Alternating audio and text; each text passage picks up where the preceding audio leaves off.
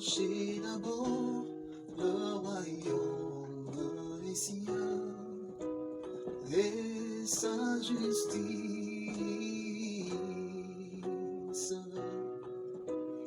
et toutes choses vous seront données en plus. Alléluia, Alléluia, Alléluia,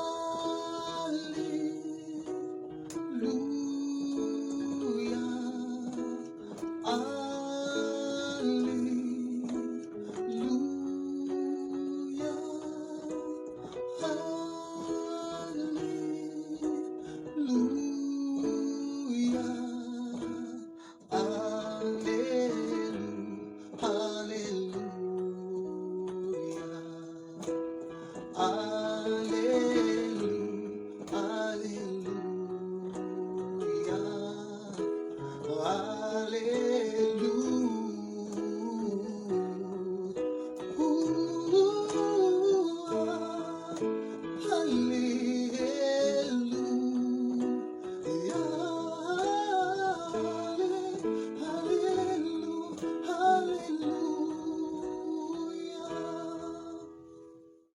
Amen, amen. Soyez tous bénis dans le nom puissant de Jésus-Christ de Nazareth. Et je prie que le Seigneur prenne le contrôle de ce petit moment d'échange et de partage autour de la parole de Dieu, cette parole qui nous fait du bien. Le Seigneur Jésus a dit, l'homme ne vivra pas seulement de pain, mais de toute parole qui sort de la bouche de l'Éternel. Que la parole de l'Éternel nous donne l'assurance, que la parole de l'Éternel nous donne la paix intérieure, que la parole de l'Éternel nous conduise vers le salut éternel. Amen. Nous allons partager un pan de la parole du Seigneur avec la crainte du nom de Jésus, dans la sanctification, dans la crainte de l'Éternel. Néhémie 8, verset 10, il leur dit, allez, mangez des viandes grasses, buvez des liqueurs douces et envoyez des portions à ceux qui n'ont rien de préparé, car ce jour est consacré à notre Seigneur. Ne vous affligez pas, car la joie de l'Éternel sera votre force. La joie de l'Éternel sera votre force. J'ai envie de te dire en ce jour que la joie de l'Éternel soit ta force. La joie de l'Éternel, qu'elle soit ta force. Tu comptes sur quoi? Ton argent, ta beauté, ta notoriété, ton titre? Tu comptes sur quoi? Qu'est-ce qui procure en ce moment de la joie dans ta vie?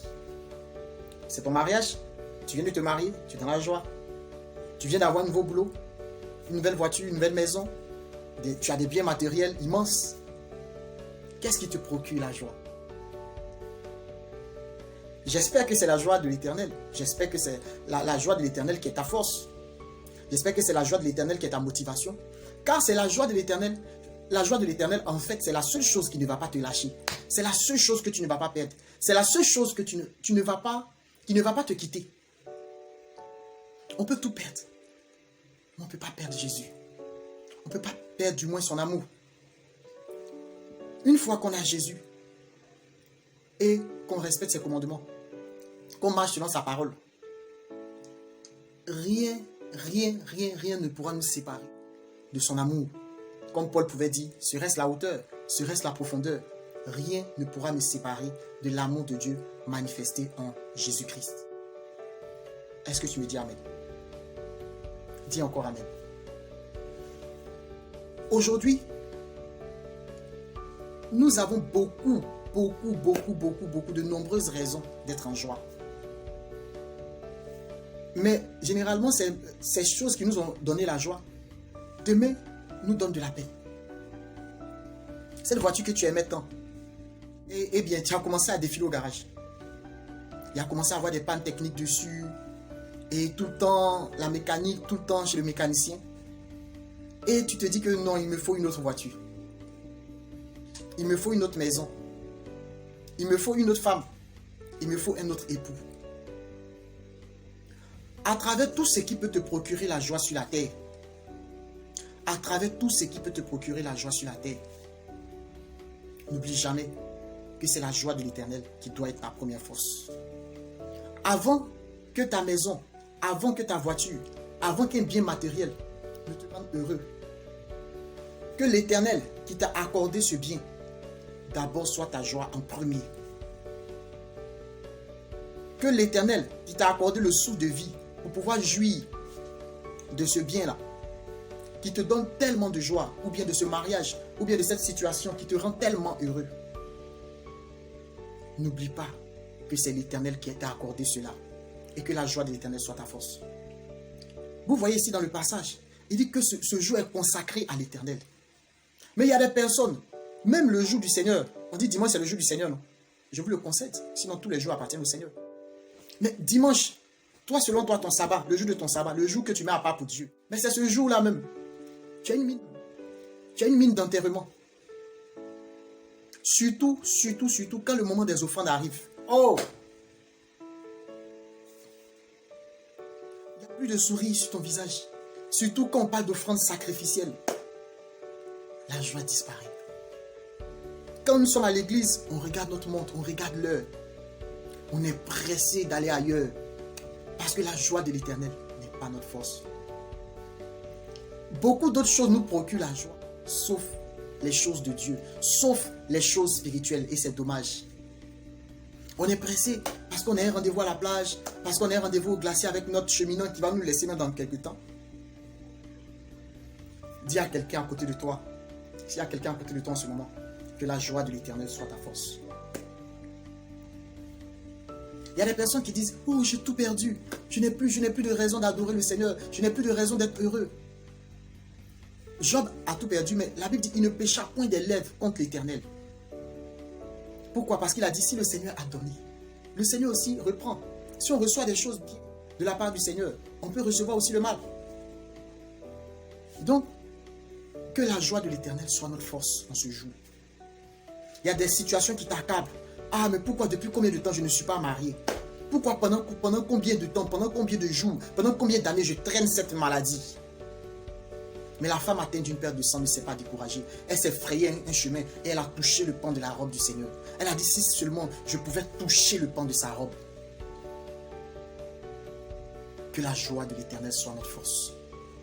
La joie de l'Éternel ne peut pas être ta force quand tu as une autre chose qui procure de la joie dans ton cœur. Et c'est cette chose-là aussi qui te donne la force d'être heureux, qui donne la force à ton existence. Imaginons par exemple que c'est ton téléphone portable, c'est ta tablette, c'est ton travail par exemple qui te rend heureux. Mais le jour où tu n'as plus de travail, ta joie est partie. Mais si c'est le Seigneur qui te rend heureux, à quel moment le Seigneur va partir? C'est toi peut-être qui va partir loin de lui, c'est toi peut-être qui va le quitter. Mais ton travail peut te quitter, ton père peut te quitter, ta mère peut t'abandonner. Mais l'Éternel ne pourra jamais t'abandonner. Mon frère, quand tu es venu sur la terre, tu es venu nous trouver ici. Il va aller où? C'est son monde, c'est ça. Tout ce qui a été fait par lui. Rien de ce qui a été fait n'a été fait sans lui. C'est par sa grâce que tu as quelques miettes, tu as quelques millions dans ton compte en banque. Mais aujourd'hui, ce sont ces millions-là. Aujourd'hui, c'est cette connaissance-là. Aujourd'hui, ce sont tes connaissances intellectuelles qui t'éloignent du Seigneur. Quelqu'un aurait dit, oh honte. Mais où sommes-nous? Dans quel genre de monde nous vivons? Dans quel genre de monde nous vivons? Loin de l'Éternel. La Bible dit dans le psaume 1, et qui trouve son plaisir, et qui trouve son plaisir, et qui trouve son plaisir. En quoi trouves-tu ton plaisir? Trouves-tu ton plaisir dans les choses de Dieu? Trouves-tu ton plaisir dans les choses spirituelles? La Bible dit cherchez premièrement le royaume des cieux et sa justice. Cherchez d'abord les choses d'en haut. Cherchons d'abord, je nous parle à nous tous, cherchons d'abord les choses spirituelles. Un vêtement, le vêtement peut se détruire. Le bien matériel, il peut se détruire. La tablette, elle peut se casser. Mais que personne ne casse ta foi. Que personne ne casse ta détermination à suivre l'Éternel des armées. Que personne n'obstrue le chemin qui mène au ciel pour toi. Que personne ne se mette sur ton chemin. Que personne ne joue avec ta conversion, ton témoignage. Que personne ne joue avec ta communion avec le Seigneur. Même souvent, nous sommes dans les groupes WhatsApp. On est en train de prier. Et par moments, on s'en va dans l'actualité politique. Par moments, on est distrait par des petites causeries. Souvent, nous sommes en pleine communion avec le Seigneur. Nous sommes en prière. Et voilà que le téléphone sonne. Oh, c'est un message que tu attendais, mais c'est le coup de fil d'une personne que tu attendais. Tout de suite, ton intimité avec le Seigneur est brisée parce que la joie de l'Éternel n'est pas ta force. Et tu ne trouves pas ton plaisir dans les choses spirituelles. Frères et sœurs, ce petit message pour nous aider à nous ressaisir et à retourner sur le chemin de la parole, le chemin de la vérité, le chemin de la vie. Voici le chemin de la vie. Voici le chemin éternel. La Bible dit toutes choses passeront. Bien matériel, voiture, maison, tout passera. Mais la parole de Dieu ne passera pas. Il est le même hier, aujourd'hui, éternellement. Notre Seigneur n'a point changé. Que la joie de l'Éternel soit notre force. Trouvons notre plaisir en les choses spirituelles. Trouvons notre plaisir dans la parole du Seigneur. Que Dieu vous bénisse. C'était le pasteur Landry, l'ouvrier de Jésus. Shalom. Et que le Seigneur fasse germer cette parole-là. Que cette parole-là tombe sur de bonnes terres et qu'elle porte des fruits.